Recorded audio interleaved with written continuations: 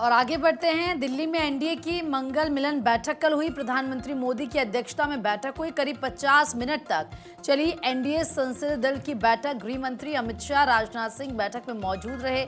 बैठक में केंद्रीय मंत्री मनसुख मांडविया ने भी प्रेजेंटेशन दी है। कॉमनवेल्थ गेम्स, इसके अलावा एम्प्लॉयमेंट को लेकर प्रेजेंटेशन उनकी तरफ से दी गई है। तो आप जानते हैं कि मंगलवार को मंगल मिलन बैठक हो रही है। जब से सत्र की शुरुआत हुई है, ऐसे में प्रधानमंत्री नरेंद्र मोदी एनडीए के सांसदों से बातचीत करते हैं और किस तरीके से सभी जो सांसद हैं एनडीए के, उनसे बैठक में मौजूद रहने की अपील भी की गई थी। इस दौरान प्रेजेंटेशन यहाँ पर दी गई है मनसुख मांडविया की तरफ से। और देखिए, कहा जा रहा है कि कॉमनवेल्थ गेम्स और एम्प्लॉयमेंट को लेकर प्रेजेंटेशन उनकी तरफ से यहाँ पर दी गई है।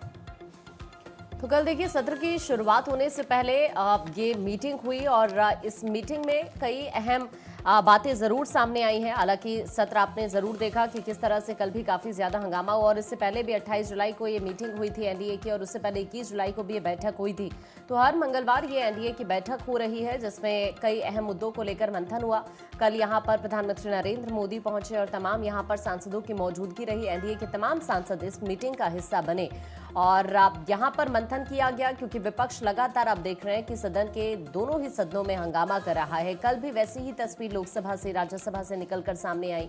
कल भी जब 11 बजे कार्यवाही की शुरुआत हुई तो उस वक्त विपक्ष की तरफ से काफी ज्यादा हंगामा किया गया। इस वजह से कल का दिन भी पूरी तरह से बाधित रहा। कल भी कार्यवाही आप ठीक से नहीं चल पाई। 2 बजे कार्यवाही शुरू हुई और उसके बाद फिर से इसी तरह से हंगामा हुआ कि कुछ ही देर की कार्यवाही के बाद सदन को स्थगित करना पड़ा।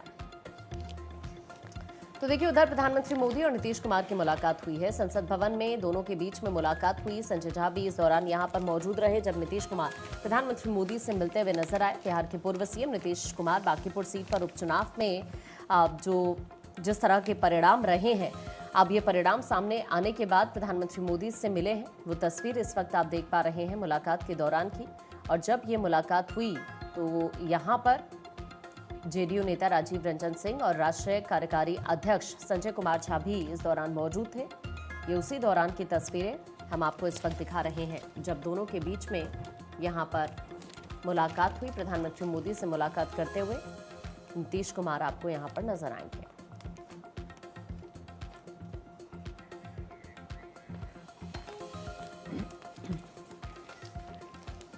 और इस बीच अनुपम खेर ने गृह मंत्री अमित शाह से मुलाकात की खबर है। देश, समाज, संस्कृति और सिनेमा पर इस दौरान खास चर्चा हुई है।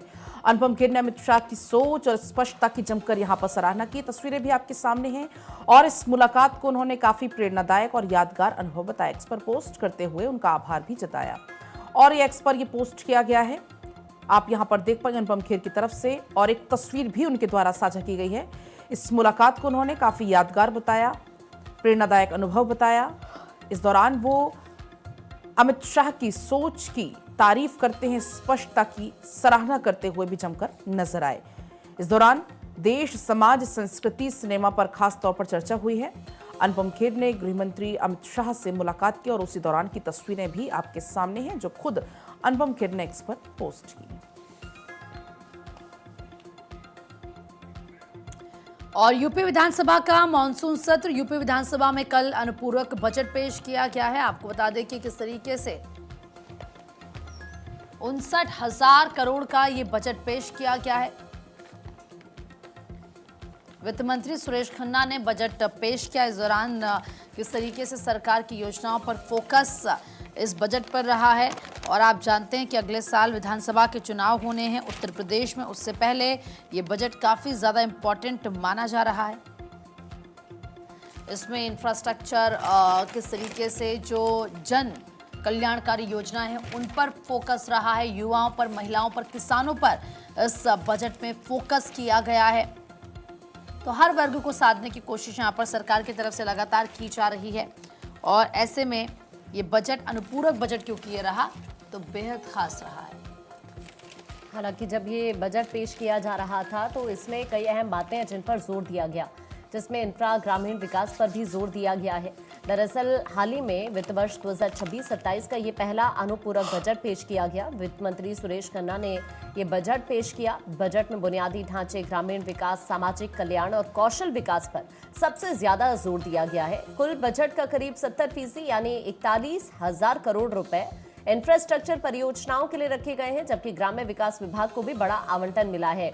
यहाँ पर वीबी जी रामजी को 11,000 करोड़ अतिरिक्त मिलेंगे और इसके अलावा औद्योगिक कॉरिडोर पर भी फोकस किया गया। बजट में नए लिंक एक्सप्रेसवे, इंडस्ट्रियल कॉरिडोर और डेटा सेंटर विकसित करने के लिए प्रावधान किया गया है। जेवर एयरपोर्ट को गंगा एक्सप्रेसवे से जोड़ने के लिए 250 करोड़ रुपए, आगरा एक्सप्रेसवे लिंक के लिए 400 करोड़ रुपए और विंध्य एक्सप्रेसवे के लिए 6,500 करोड़ रुपए रखे गए हैं। तो कुल मिलाकर ये 59,000 करोड़ का अनुपूरक बजट योगी सरकार की तरफ से पेश किया गया है। उधर डिप्टी सीएम केशव प्रसाद मौर्य की तरफ से स्टेटमेंट दिया गया है। यूपी के डिप्टी सीएम केशव प्रसाद मौर्य ने स्टेटमेंट दिया।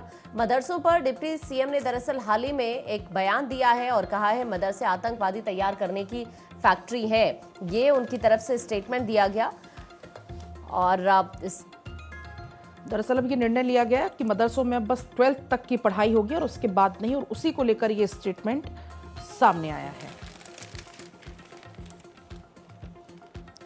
तो डिप्टी सीएम केशव प्रसाद मौर्य की तरफ से ये कहा गया कि मदरसे आतंकवादी तैयार करने की एक फैक्ट्री है। मदरसों को लेकर ये स्टेटमेंट उनकी तरफ से दिया गया, डिप्टी सीएम केशव प्रसाद मौर्य ने।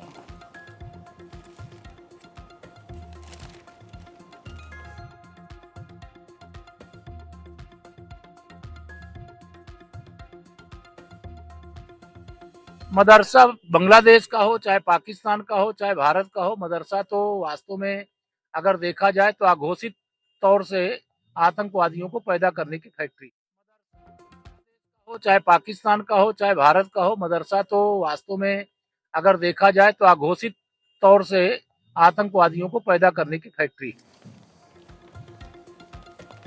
और ऐसे में दिल्ली में एसआईआर का समय बढ़ चुका है। ईसीआई ने दिल्ली एसआईआर कार्यक्रम में कुछ बदलाव किया है और इलेक्शन कमीशन ऑफ इंडिया ने बदलाव करते हुए दिल्ली में जो फाइनल वोटर लिस्ट है उसकी तारीख को फिलहाल बढ़ा दिया है। और अब जो फाइनल वोटर लिस्ट है वो 27 अक्टूबर को आएगी और जो बीएलओज हैं वो 17 अगस्त तक घर घर जाएंगे और सर्वे करेंगे। इसके साथ ही मतदाता सूची का ड्राफ्ट 24 अगस्त को प्रकाशित किया जाएगा। 24 अगस्त से 23 सितंबर तक दावे आपत्तियां दर्ज करा पाएंगे। तो दिल्ली की जो voter list, final voter list आनी थी, उसको लेकर थोड़ा और समय मिल चुका है। 17 तारीख तक बीएलओज अभी और जाएंगे, घर घर जाकर सर्वे करेंगे। 24 अगस्त से 23 सितंबर तक दावे होंगे। और इलेक्शन कमीशन ने दिल्ली एसआईआर कार्यक्रम में कुछ बदलाव किए हैं। स्पेशल इंटेंसिव रिवीजन आपके लिए दिल्ली में जो इंतजार था फाइनल वोटर लिस्ट का वो थोड़ा सा बढ़ा है। 27 अक्टूबर को अब जो फाइनल वोटर लिस्ट है वो आने वाली है और इसी को लेकर देखिए पूरा एक बाकायदा इंफॉर्मेशन के लिए नोटिस जारी किया गया है।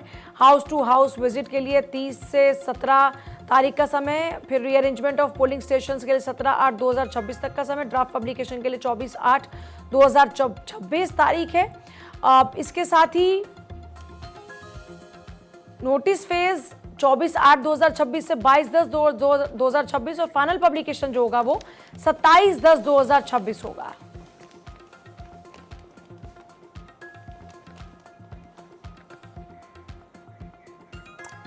दिल्ली के दौरे पर पश्चिम बंगाल के सीएम शुभेंदु अधिकारी, बीजेपी के राष्ट्रीय महासचिव सुनील बंसल से उनकी मुलाकात हुई। पश्चिम बंगाल बीजेपी अध्यक्ष समिक भट्टाचार्य भी मौजूद रहे। तस्वीरें भी उस दौरान से कुछ निकलकर सामने आई हैं, आप यहां पर देख पाएंगे। मुलाकात की तस्वीरें हैं ये। दरअसल दिल्ली का दौरा पश्चिम बंगाल के सीएम शुभेंदु अधिकारी का, इस दौरान कई सारी मुलाकातों का दौर चला, उसमें से एक मुलाकात ये भी रही। बीजेपी के राष्ट्रीय महासचिव सुनील बंसल से मुलाकात हुई सीएम शुभेंदु की, और पश्चिम बंगाल बीजेपी अध्यक्ष समिक भट्टाचार्य भी इस दौरान मुलाकातों के दौरान मौजूद रहे। तो ये मुलाकात की तस्वीरें हैं।